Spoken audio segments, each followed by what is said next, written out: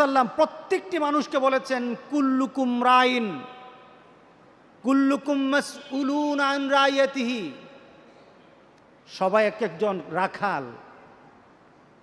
রাসূল সাল্লাল্লাহু আলাইহি সাল্লাম বলতেন আমি রাখাল, আমি আমার উম্মতের জন্য রাখাল। আমার উম্মত যদি এদিক ওদিক ছুটে যায়, আমি এই উম্মতগুলিকে সুন্দর করে গুছিয়ে আমি একটা জায়গায় রাখি, যেন জান্নাতে নেওয়া যাওয়া যায়, যেন আমার উম্মতকে জান্নাতে নেওয়া যায়। এর জন্য আমি আমার উম্মতের জন্য রাখাল। শুধু তাই নয়, রাসূল বলেছেন প্রত্যেকটি উম্মত আমার উম্মত রাখালের দায়িত্ব পালন করে। তো গত অনুষ্ঠানটা ছিল অত্যন্ত প্রাণবন্ত অনুষ্ঠান, দেখে অনেক উজ্জীবিত হয়েছে। যখন এটা সবাই অনেক পরবর্তীতে যখন এটা অনলাইন করা হলো, ছেড়ে দেওয়া হলো, লক্ষ লক্ষ মানুষ দেখলো, সবাই আন্তরিক হয়ে বলল এমন প্রচেষ্টা আমাদের সমাজে চালানো দরকার। এই প্রচেষ্টাগুলি চলে আসছে বিভিন্ন দেশে। আপনি আপনার সন্তানকে নামাজি বানাতে হবে, আপনি আপনার সন্তানকে নামাজে আনার জন্য প্রচেষ্টা চালাতে হবে, যে কোনোভাবে হোক, যে কোনোভাবে হোক, আদর দিয়ে হোক, লুভ দিয়ে হোক, তাকে বিভিন্ন জিনিসের প্রতি তাকে আকর্ষণ দিয়ে হোক, শাসন করে হোক, নামাজি বানাতে হবে, নামাজি বানাতে হবে। নতুবা কাল হাসরের দিন আপনার আমার জন্য কিন্তু মারাত্মক একটা ঘোষণা রয়ে গেছে, বিপদ রয়ে গেছে। কাল হাসরের দিন আল্লাহ সুবহানাহু ওয়া তাআলার কাছে ওই সন্তানগুলি দাঁড়িয়ে বলবে নাজআলহুমা তাহতা আকদামিনা লিয়াকুনা মিনাল আসফালিন।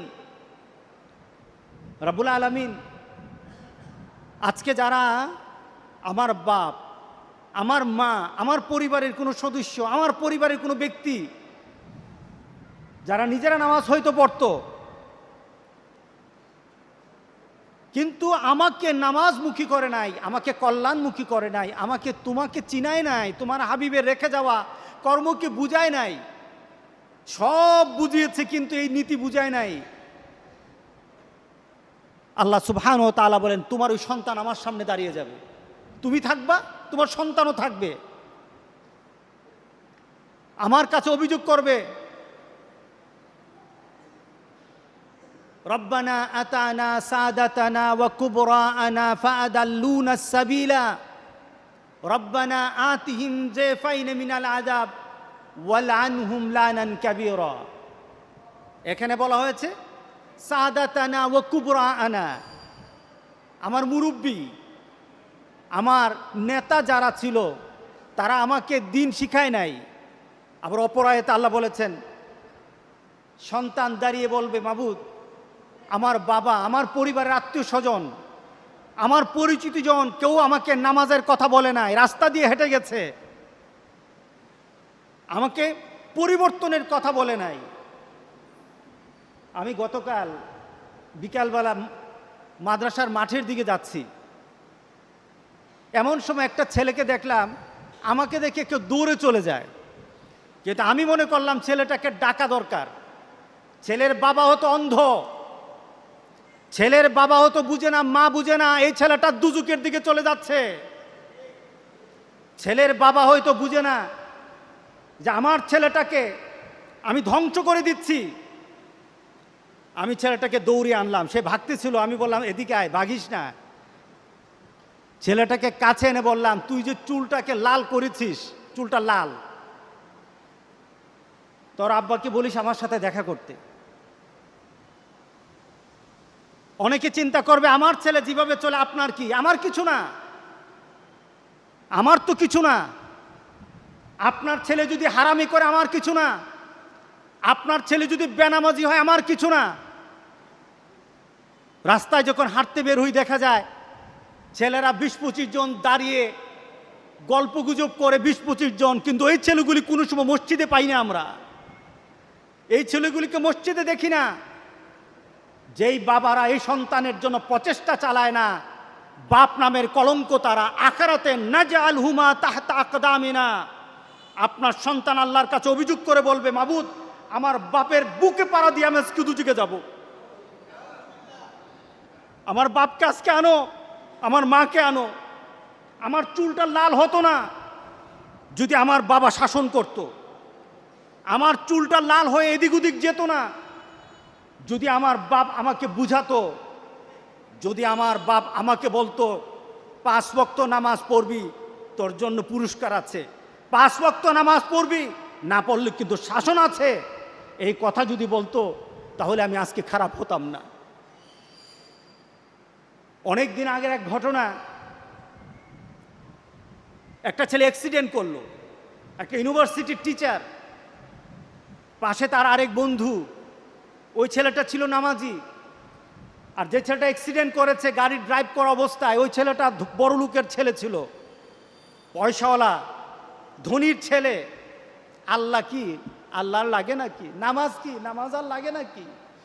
মুহাম্মদ সাল্লাল্লাহু আলাইহি সাল্লামের নীতি কি? এই নীতি ছাড়াই তো সুন্দর নীতি আমরা পাই।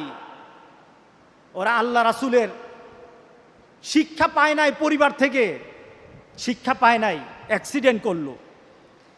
যে ছেলে পাশে বসা ছিল নামাজি ছেলে, ওই ছেলেটা ইনজুরি হলো, সেই হালকা আহত হয়েছে। আর এই ছেলেটা খুব বেশি ইনজুরি হয়ে হসপিটালে ভর্তি, অ্যাপোলোতে ভর্তি। মা অনেক পয়সাওয়ালা, বাবা অনেক পয়সাওয়ালা। ছেলের ব্যাপারে বলা হলো লাইফ সাপোর্টে ছেলে। মার পাশে ওই ছেলেটা বসা। ছেলেকে কিন্তু মাঝে মাঝে ক্রিটিসাইজ করতো এই ছেলেকে, কারণ এই ছেলে নামাজ পড়ে, এই ছেলের দাঁড়িয়ে আছে, ক্রিটিসাইজ করতো। এবার মা কেঁদে কেঁদে ওই ছেলেটাকে বলে, তার বন্ধুকে বলে, বাবা আমার ছেলে কিন্তু নামাজ পড়তে জানতো না, আমার ছেলে কিন্তু কোরআন পড়তে জানতো না, বাবা তুমি একটু দোয়া করো না, আমার ছেলেটাকে যেন আল্লাহ ভালো করে দেয়, আমার ছেলেকে যেন আল্লাহ ভালো করে দেয়। আমার ছেলে তো দিনদারি শিখে নাই, দিনদারি পারে নাই, আমিও তো কিছু বুঝি না। আপনার কাছে প্রশ্ন, ছেলেটা মারা গেল, আপনার কাছে প্রশ্ন, এই ছেলেটার দোয়া দিয়ে কি আল্লাহ সুবহানাহু ওয়া তাআলার আযাব থেকে বাঁচানো যাবে? না, দোয়া দিয়ে বাঁচানো যাবে না। ছেলে যখন, গ্রামের একটা কথা আছে, কাঁচাতে না নোয়ালে বাস, পাকলে করে ঠাস ঠাস। ছোট কাল থেকে যদি তুমি তোমার বাচ্চাটাকে আল্লাহ এবং রাসূলের নীতিতে নিয়ে আসতা, এই ছেলের জন্য কেউই দোয়া করুক আর না করুক, আল্লাহ সুবহানাহু ওয়া তাআলা তাকে কবুল করে নিতেনি। তুমি ছোট কাল থেকে তাকে শিক্ষা দিতা। আর যখন মৃত্যুর দুয়ারে তুমি তখন চিন্তা করো তোমার ছেলে কিছু পারে না, আরেকজনের দোয়া দিয়ে তোমার ছেলেকে পার করবা, এই নীতি কোন আল্লাহ রাসূল দিয়ে আমাদেরকে যায় না।